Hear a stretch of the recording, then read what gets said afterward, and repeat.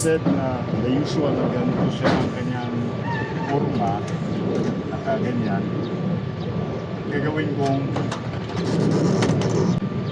ilagay ko ang dalawang panel dito. So maglagay ko ng dalawang rails dito at saka dyan sa kabila para yung dalawang panel dito at saka ito, lagay ko dito yung isa, yung pangalawang panel dito.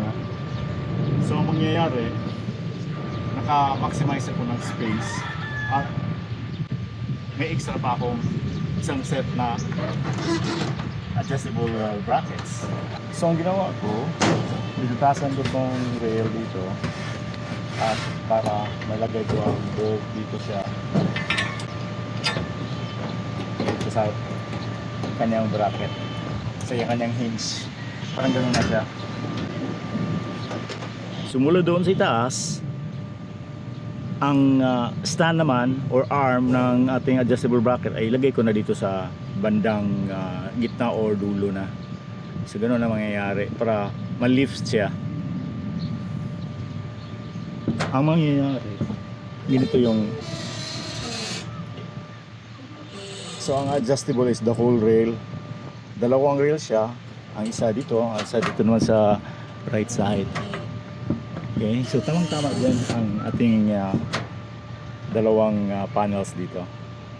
Actually tatlo ang kasya dito eh.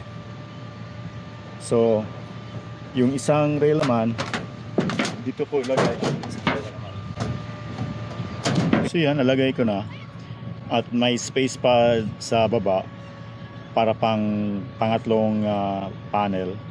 So magkasya pa yan dyan ang isang panel. Tamang-tama lang talaga ang sukat niya. Then nilagyan ko dito ng in clamp. Dito naman sa middle is yung middle clamp at saka may end clamp naman doon sa kabilang dulo. Next ko na gagawin ay ang paglagay ng brace niya or yung arm niya.